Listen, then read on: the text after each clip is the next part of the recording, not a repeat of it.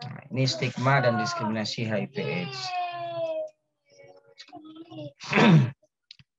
Coba dilihat ya, kawan-kawan semua mahasiswa, coba dilihat gambar di atas ini. Gambar ini coba lihat yang ini, yang saya tunjuk ini. Dia punya tato. Sekarang pertanyaannya adalah, apa yang terbayang oleh saudara seorang perempuan kemudian pakai tato? Waktu kita hampir tinggal 10 menit lagi nih. Silahkan kalau ada yang bisa berkomentar. Apa pandangannya kalau ada orang perempuan bertato seperti ini? Silahkan. Pak, Ya, silakan. saya mau menanggapi Pak, kalau yang perempuan bertato tuh seperti wanita nakal gitu Pak, yang kayak eh, lebih nggak terkontrol gitu Pak, di luar Oke. kendali lah Pak. Karena yang kita lihat tuh biasanya perempuan pada umumnya tuh kan dia yang kayak pakai hijab atau dia yang pakai baju lengan panjang yang kayak tertutup. Bedanya sama yang di foto itu Pak. Oke. Terima kasih Rara Febrianti. Ada lagi yang pendapat yang lain? Ini kan kita bicarakan real apa yang kita rasakan dan apa yang kita temukan. Saya menyanggah Pak. Silakan. Saya nggak terima dari yang Clara bilang, karena menurut saya mau laki-laki atau perempuan nggak semua yang bertato itu buruk. Mungkin emang dia mempunyai kesenian dalam bertato, jadi jangan dipandang yang bertato itu buruk. Terima kasih. Oke, kalau tidak kita lanjutkan dulu.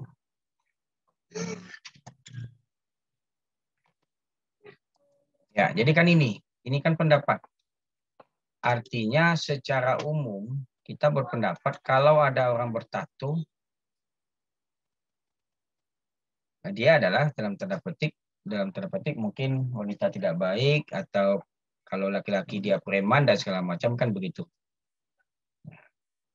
Tapi kalau saudara lihat di sini, ini adalah forum ketika itu kita bertemu bersama-sama, namanya pelatihan intervensi perubahan perilaku, dan kawan kita ini dia adalah di LSM yang bergerak di pemberdayaan perempuan, tidak terkonfirmasi positif, tetapi dia bisa menjangkau kawan-kawan yang di perempuan-perempuan yang lain. Nah, tetapi tetap saja konotasi kita kena ada tato yang seperti itu. Tetapi dengan ada tato ini mempermudah dia juga masuk ke kelompok-kelompok tertentu. Nah, itu dia. Jadi itu adalah stigma. Stigma yang kemudian kalau bahasa Yunani kuno itu berarti tanda. Nah, tanda yang diberikan, ya, tanda ini konotasinya adalah jelek. Jadi kalau ada orang di stigma, itu dianggap adalah stigma yang jelek. Nah, dulu tanda terkesan itu pada Buddha sebagai cara untuk mengidentifikasi posisi mereka dan struktur sosial dan menunjukkan bahwa mereka memiliki nilai yang lebih rendah. Dan stigma adalah konsep yang dibangun secara sosial, namun hal itu berdampak negatif pada kehidupan serta kesehatan dan kesejahteraan individu dan kelompok yang diberi label. Demikian menurut Liam Putong dan Kitis Riworapan 2012. Artinya ini adalah konotasi-konotasi yang kemudian dianggap stigma itu jelek. Sekarang aja lah, kalau ada orang yang terkonfirmasi COVID-19, stigmanya pasti jelek. Kalau tenaga kesehatan pasti dianggap adalah, masa ya tenaga kesehatan sendiri kok dia kemudian terkonfirmasi positif. Berarti apa? Dia tidak menerapkan protokol kesehatan, muncul stigma lagi, stigma jelek. Makanya akibat stigma itu orang takut melaporkan. Orang takut melaporkan kalau dia terkonfirmasi. Kalau bisa dia obati sendiri, dia obati sendiri. Nah, itu yang terjadi akibat dari stigma. Jadi stigma itu adalah memang pelabelan jelek. Ya, pelabelan jelek yang kemudian muncul. Nah, ini dia stigma. Tindakan yang memberikan label sosial yang bertujuan untuk memisahkan atau mendiskreditkan seseorang atau kelompok orang dengan cap atau pandangan buruk. Ini dia. Kalau dia HIV pasti muncul stigma. Pasti orang jelek, orang tidak bagus itu perilakunya. Itu kemudian muncul sehingga nanti akan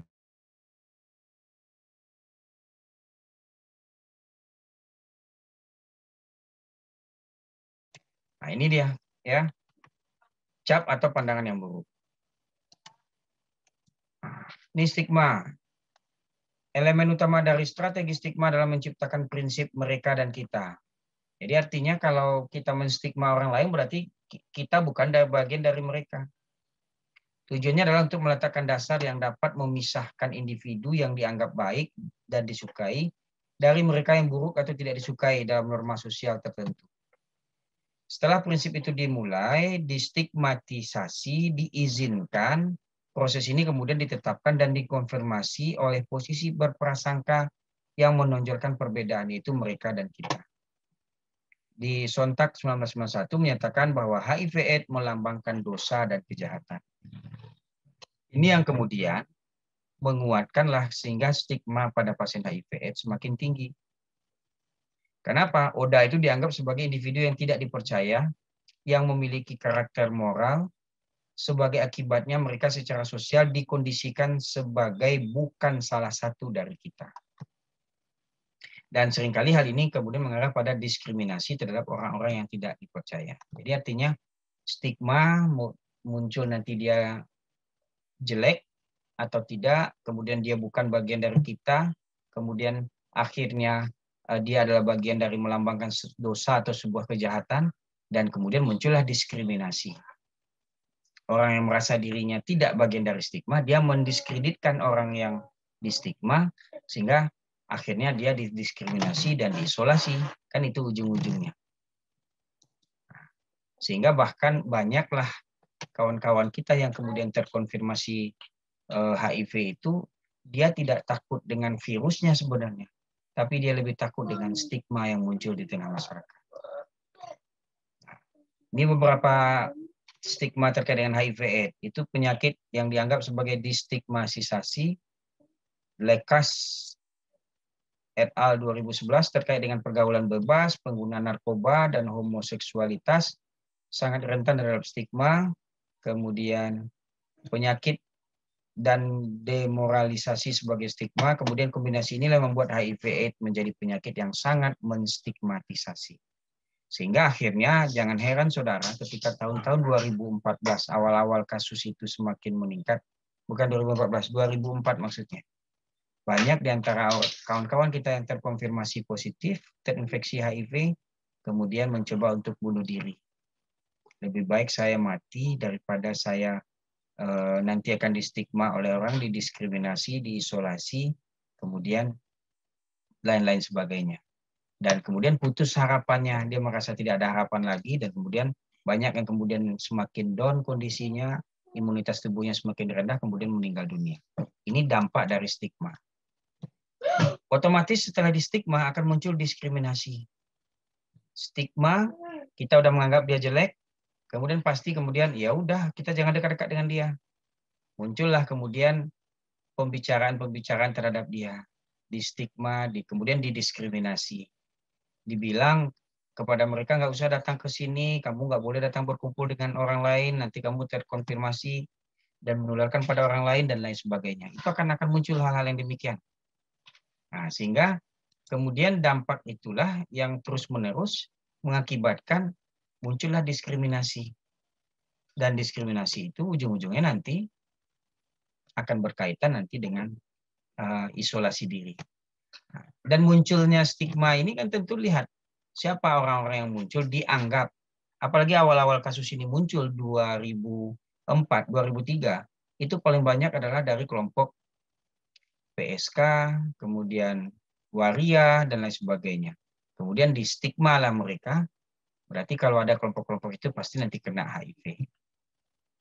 Nah, diskriminasi.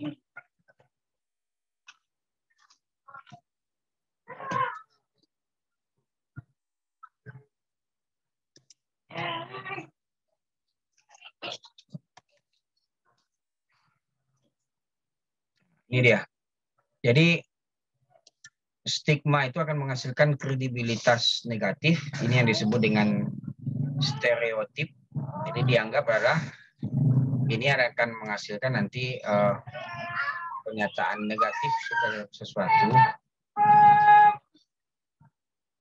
Suaranya di luar aja lah, diam-diam suaranya dulu.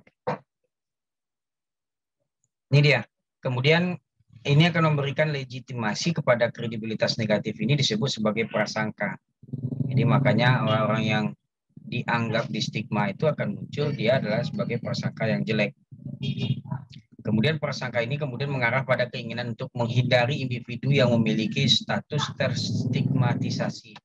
Inilah yang disebut dengan diskriminasi.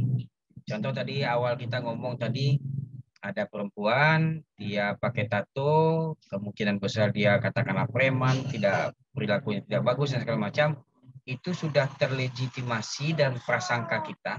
Kemudian akhirnya apa? Kita menjauhinya, membuat satu itu sama dengan HIV. Ketika kemudian kita beranggap HIV itu adalah sesuatu penyakit yang ditularkan karena perilaku yang tidak baik, dalam tanda petik karena dia mungkin pecandu dan lain sebagainya, kemudian akhirnya muncul ini, kita akan diskriminasi dia. Nah, makanya stigma pasti dia berujung kepada diskriminasi. Ini tadi, perbedaan perlakuan terhadap sesama warga negara berdasarkan warna kulit, golongan suku, ekonomi, agama, dan sebagainya. Inilah kemudian disebut dengan diskriminasi.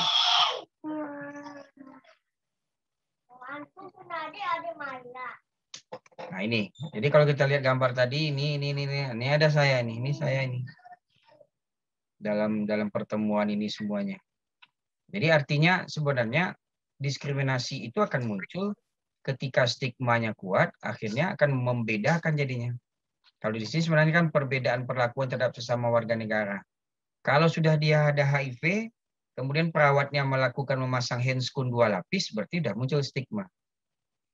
Ketika ada pasien HIV, dia dimasukkan ke ruangan isolasi, berarti dia di stigma dan dilakukan diskriminasi. Dibedakan dia dengan perawatan yang lain. Artinya apa? Stigma pasti berkaitan nanti dengan diskriminasi. Dan ini dampaknya tidak bagus.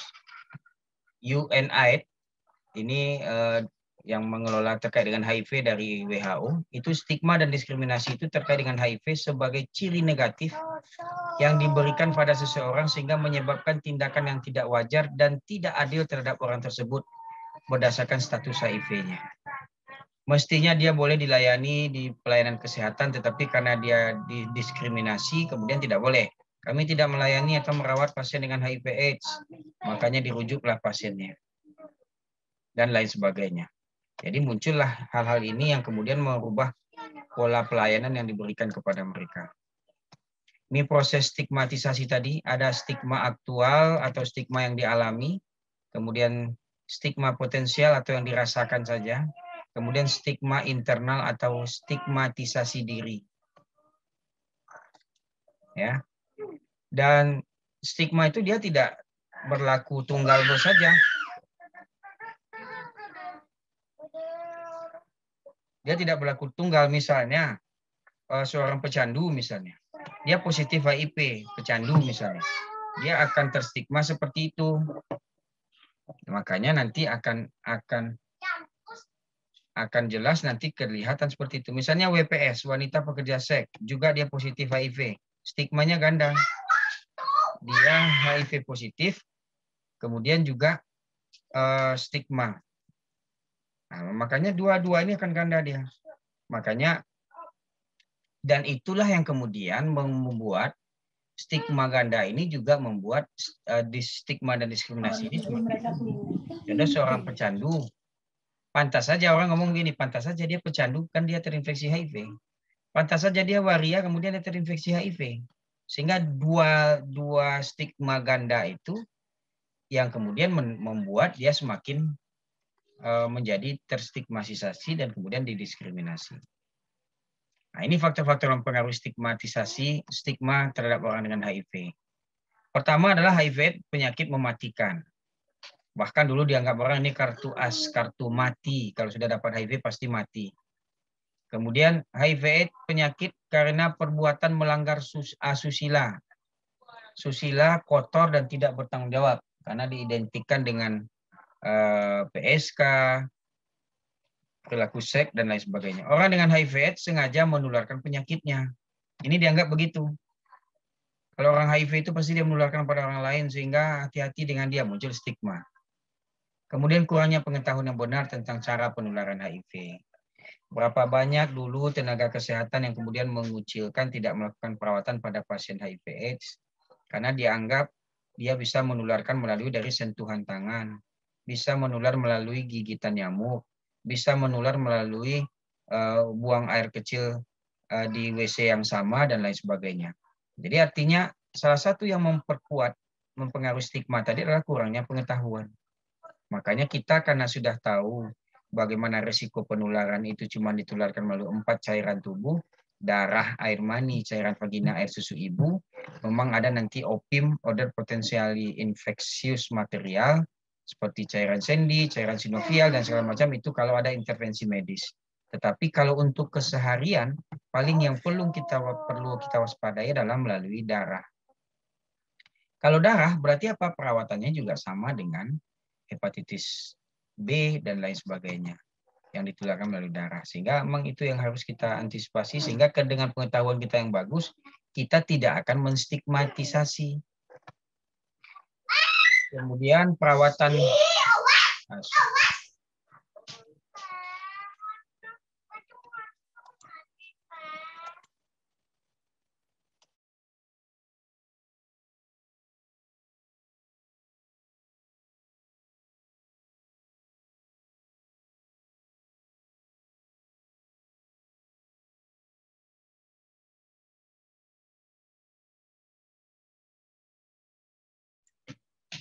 Oke, mohon maaf.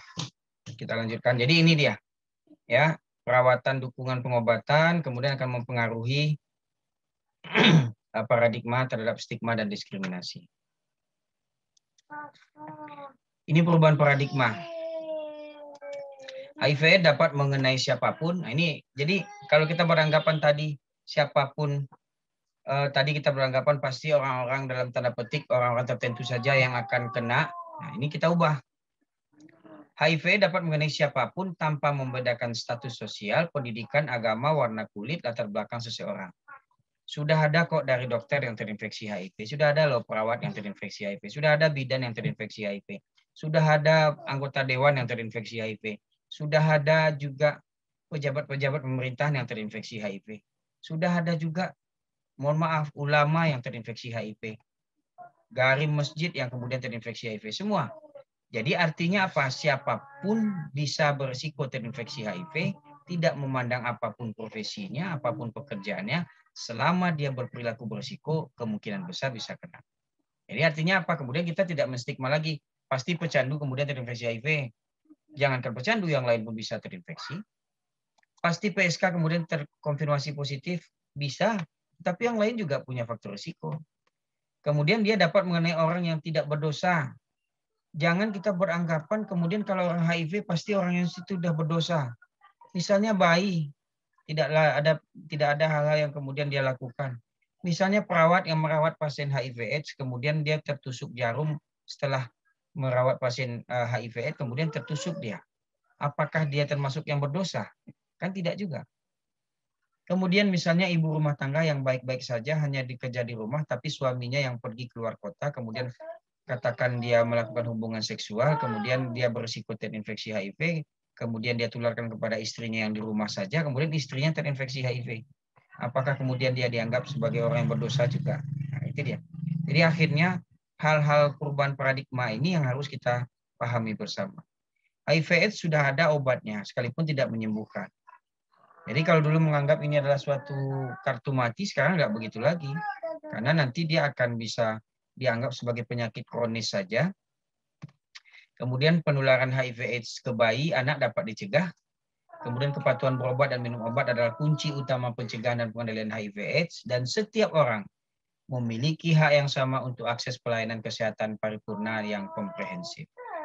Nah, ini dia paradigma-paradigma sehingga harapannya memang merubah wajah. Dan perlu dipahami juga stigma dan diskriminasi adalah termasuk pelanggaran hak asasi manusia. Nah, ini dia. Penyebab dasar stigma dan diskriminasi itu adalah ada perbedaan relasional dan persepsi antara kekuasaan, pengetahuan, kewenangan, dan risiko terhadap suatu keadaan. Jadi 4 dasar ini kemudian merubah ada penyebab munculnya stigma tadi. Dalam konteks stigma dan diskriminasi, hukum ada kemudian yang muncul dari segi hukum dan kebijakan, razia misalnya. Razia itu kemudian memunculkanlah stigma. Ya, kemudian ada institusi, lingkungan pendidikan, tempat kerja, sistem layanan kesehatan, institusi keagamaan, program HIV/AIDS. Institusi ini pun kadang-kadang bisa menimbulkan tempat sebagai munculnya stigma dan diskriminasi. Bahkan dari hasil penelitian Spiritia, Yayasan Spiritia itu yayasan yang memberikan dukungan kepada ODA yang dilakukan di tahun 2011, rupanya tempat layanan yang menjadi tempat tertinggi dirasakan stigma dan diskriminasi oleh ODA itu adalah layanan kesehatan. Justru di sana mestinya orang yang paling paham tentang bagaimana perawatan, bagaimana pengobatan, bagaimana pencegahan, justru di sanalah angka yang paling tinggi mereka merasakan adalah stigma dan diskriminasinya. Nah, kemudian bisa jadi di masyarakat. Apalagi kurangnya pengetahuan, kemudian lingkungan tempat tinggal, pasar, dan lain sebagainya, itu akan berdampak terhadap konteks stigma dan diskriminasi itu. Kemudian yang lanjutannya adalah keluarga. Keluarga ada inti, kemudian ada keluarga besar. Makanya kawan-kawan kita yang terkonfirmasi positif itu, kalau dia sudah merasa sangat nyaman sekali, bahkan dia tidak distigma di keluarganya. Nah, justru sebaliknya, stigma yang paling dirasakan nanti paling berat oleh ODA itu adalah ketika dia distigma dan didiskriminasi di tempatnya sendiri atau di keluarganya sendiri. Kemudian individu itu nanti dia stigma oleh dirinya sendiri atau orang lain. Nah, ini hati-hati juga karena memang ada ODA itu sendiri, dia menstigma dirinya sendiri. Kemudian tambah di media pemberian pemberitaan yang tidak pas sehingga kemudian berdampak kepada stigma dan diskriminasi. Mengapa stigma dan diskriminasi itu perlu diatasi? Yang pertama, dia adalah memperlemah upaya pencegahan dan perubahan perilaku. Saya ingin sampaikan, seandainya ada orang yang kemudian dalam tanda petik dia berperilaku berisiko, daripada dia tahu dia terkonfirmasi HIV positif, lebih baik dia tidak melakukan pemeriksaan, karena dia lebih takut nanti kalau dia tak diketahui oleh orang lain, dia terkonfirmasi dia terkonfirmasi nanti rapid HIV misalnya, kemudian dia tidak bisa melakukan apa-apa lagi karena seluruh temannya juga akan pergi. Nah, itu dia dampaknya. Kemudian kesulitan atau memperlambat akses layanan perawatan. Akhirnya dia yang sudah bertahan begitu, kondisi kesehatannya semakin jelek, kemudian dia tidak melakukan perawatan sehingga aksesnya akan semakin terlambatan, sehingga kemudian dampak kesehatannya juga akan muncul. Dengan mengatasi stigma dan diskriminasi, maka dapat memperkuat respon efektif pada HIV. Mendorong pengembangan rasa percaya diri yang kuat pada ODA, menciptakan role model positif dan memahami supaya anti stigma dan diskriminasi itu lebih jauh. Dan kemudian memperkuat ikatan ODA, keluarga mereka, dan komunitas untuk bersama-sama melakukan upaya pencegahan. Nah, terakhir ini dia nih, kerangka kerja konseptual, stigma dan diskriminasi dan kerentanan. Jadi ketika ada tanda label hidup diasosiasikan dengan HIV/AIDS, stigma tanda yang mendiskreditkan individu di mata orang lain akan muncul diskriminasi tindakannya, dan risiko ini adalah kerentanan lebih besar pada kasus HIV/AIDS itu sendiri. Nah, sehingga cara mengatasi stigma dan diskriminasi itu adalah jadilah contoh yang baik. Lawanlah stigma melalui kelompok, berbagilah pada orang lain. Jadi kalau ada orang-orang itu kemudian merasa stigma, dia berbagi kepada orang lain. Bantulah orang untuk bertindak melakukan perubahan. Atasilah masalah stigma ketika Anda melihatnya di rumah, tempat tinggal, kerja, dan masyarakat. Ketemu dengan ODA di satu kampung, di tempat rumah kita, di stigma oleh orang lain, tidak mau orang berteman dengan dia, dengan semangatnya kita datang ke sana, kemudian bersalaman dengan dia, mungkin dilihat oleh semua orang. Kemudian dia melihat, oh iya dia orang kesehatan, dia mau bersalaman. Kemudian ketika orang bertanya ke kita dijelaskan, melalui bersalaman tidak akan menularkan virus HIV. Nah, misalnya seperti itu. Ya, jadi artinya hal-hal itulah yang kemudian akan merubah pola dari stigma dan diskriminasi. Dan bagaimana mengatasi stigma secara individual, itu hindari kata-kata yang menstigma.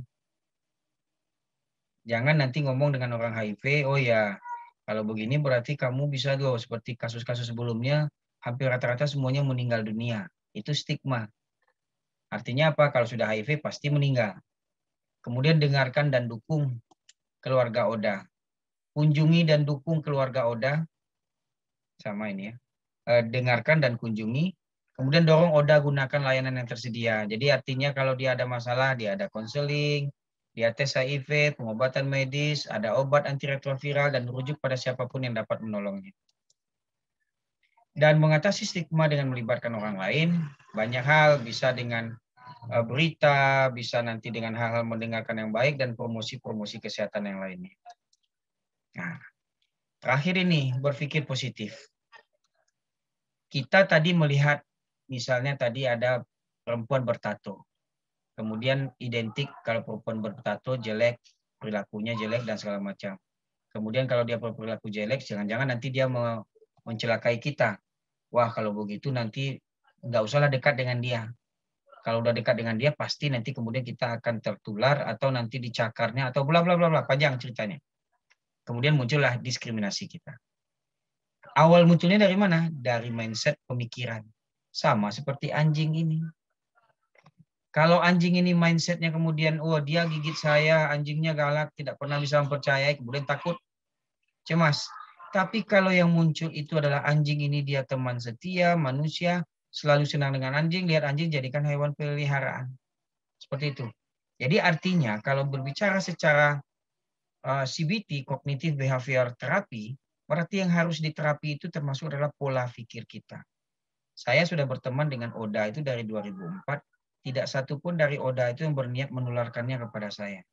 Bahkan di saat-saat tertentu ketika saya merawat pasien itu, dia bilang, Daal jangan lupa pasang handscoon ya. Daal jangan lupa loh, ini jangan terlalu dekat. Saya sekarang ada darah ini segala macam.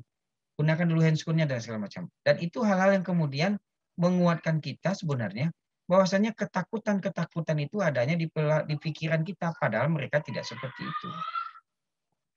Begitu juga nanti kalau ketemu dengan yang tanda petik seperti saya katakan tadi. Ya, misalnya ketemu dengan perempuan dalam tanda petik pakai tato, mungkin pemikiran kita, oh dia orang seni nih.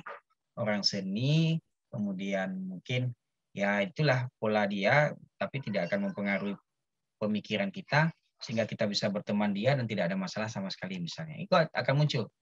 Dan inilah kemudian pendekatan-pendekatan ini yang kemudian akan merubah pola pikir kita sehingga tidak akan melakukan stigma dan diskriminasi. Ya. Jadi itu materi kita yang kedua pada hari ini. Silahkan kalau ada yang perlu didiskusikan, disilahkan.